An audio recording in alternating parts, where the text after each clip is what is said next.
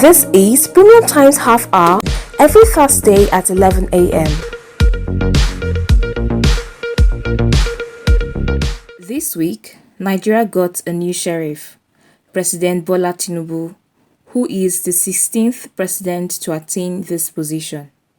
His predecessor, former President Muhammadu Buhari, handed over to him on Monday, May 29.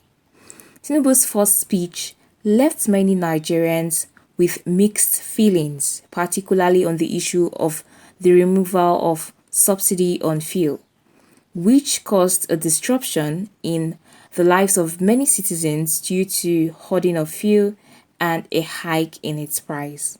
Today, I will be having an extended discussion on this issue and its implications on the country and citizens in the short and long term with Premium Times' business editor Oladeinde Olawoyin.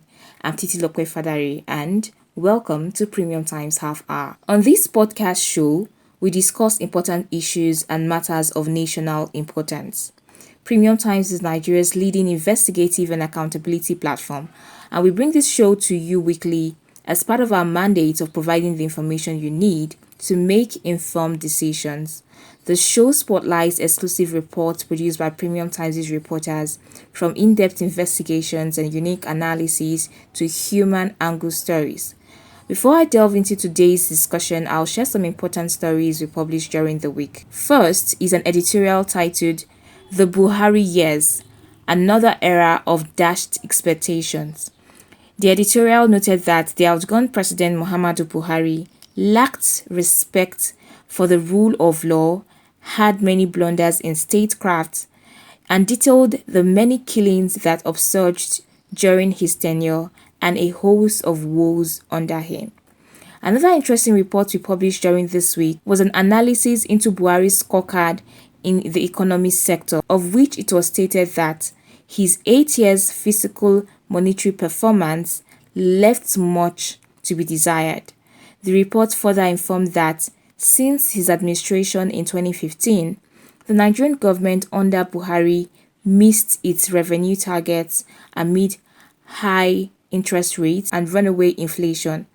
The last report and analysis also looked into the biggest challenges ahead for Bola Tinubu-led administration, which includes divided Nigeria, bruised economy, insecurity, among others. You can get more details on this report on our website www.premiumtimesng.com. We'll take a short break, and when we return, we'll continue the conversation on the removal of subsidy on fuel.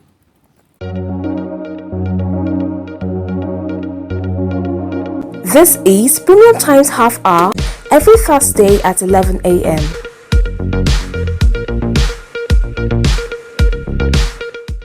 Welcome back. If you're just joining us, this is Premium Times Half Hour, brought to you by Premium Times.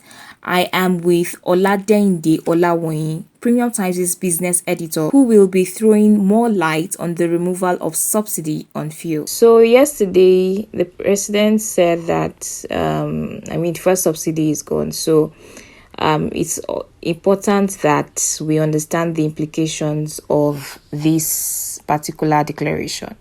So I want to first start with the fact that how do you think it will affect an average Nigerian's daily life? In terms of the effects, I think we can all see it in terms of the ripple effect on prices generally. The reaction of the petrol marketers and of filling stations, we've all seen it in the last 24 hours or so, and how there have been queues everywhere in major cities across Nigeria, and how that has actually translated into increase in prices of certain commodities. Of course, because we have increase in transport fare generally, then of course most of those things will be transferred to goods and services going forward. So we're likely going to have that increase and some sort of inflationary pressure on the average consumer or the average Nigerian, as the case may be. So I think that's basically what we're likely going to see in the long run. Until we get some sort of clarity on how the government actually wants to go about the subsidy removal policy. Because we have to be clear that the government the president only reiterated what the government has been saying since about last year or thereabouts. That subsidy is no more sustainable and it has to go. Yesterday's declaration was just to reinforce that. So there is no clarity yet on how it intends to do. There have been conversations on whether it should be fixed, whether there should be fixes to the remover and not just outright. And there are other conversations around what should be in place before the final removal in terms of palliatives and other support incentives that could actually make life easier for Nigerians. But I think the president only reinforced that statement, that position of the government, that because there's no provision for it, then it is gone as far as the government is concerned. But of course, Nigerians, the market actually reacted.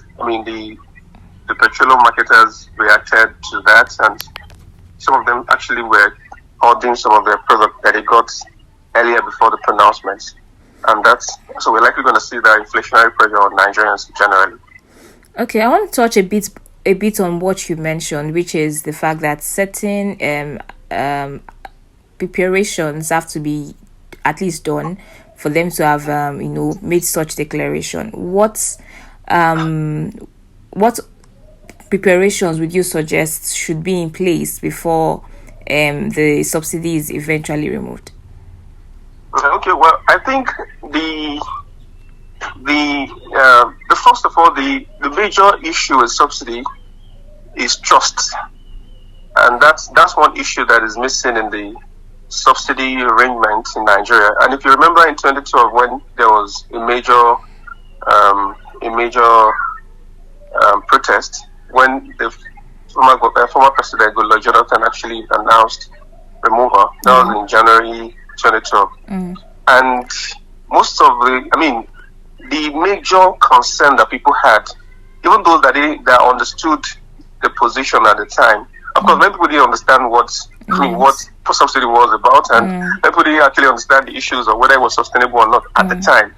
I know a couple of people that actually changed their position over that time. Between that time and now, many people have actually had to shift ground to understand that this thing is actually not sustainable in the real sense. The government needs to establish that trust in terms of making the regime itself, the subsidy arrangement. There should be some sort of transparency on how much Nigeria is actually spending into it, and what goes into what and what goes into what. So that way, when there's transparency, people understand that yes, this thing actually exists. Because to many people, if you do a sample of many Nigerians, people still don't believe that there's subsidy. Some people actually believe that it's a scam.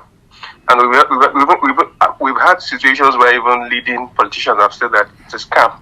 So that trust must first of all be established, that there's actually subsidy and payments are being made to actually subsidize. And of course, this particular amount that is being put into it is going to be put into certain social investment or maybe certain incentives that will make life easier for Nigerians. So that's one.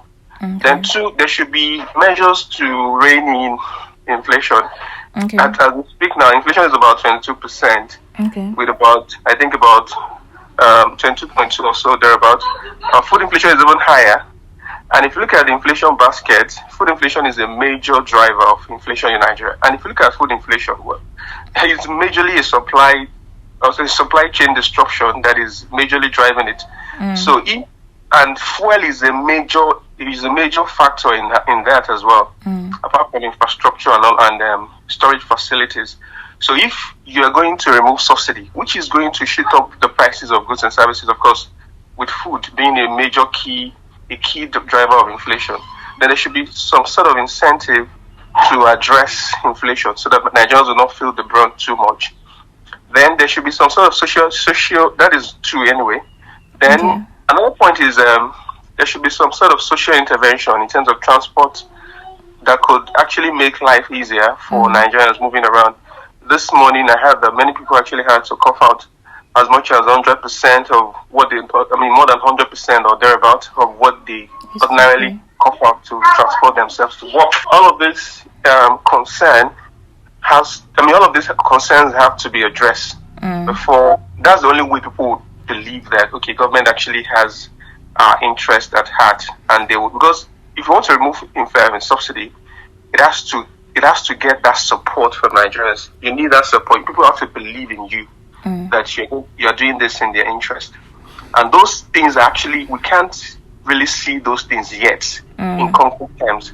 Then also you have to even talk about the cost of governance and the flamboyance that we see in governance. If you're going to tell people to sacrifice, because for many Nigerians, subsidy is the only thing that they enjoy. So if you're taking that thing away from them, they should also see that sense of sacrifice on your own part too as leaders. So if, for instance, if you're going to remove subsidy, then they should see some sort of governance, some reduction in cost of governance and things that we see that we call wastage in governance. There should be some sort of concrete actions that actually speak to deliberate effort to actually reduce the cost of governance, because you can't tell people to sacrifice when you are not sacrificing. So all of these things also come back to the idea of trust. Those are the areas I think people can trust you more, and they can support you and see this subsidy removal policy as something that is in public interest. All right. So how would the removal of this fuel subsidy, pending the clarification from the president, impact the Nigerian economy in short term and long term? Well, for now, in terms of the impact on the Nigerian economy, I don't really see much happening apart from domestic. At the domestic front, there will be serious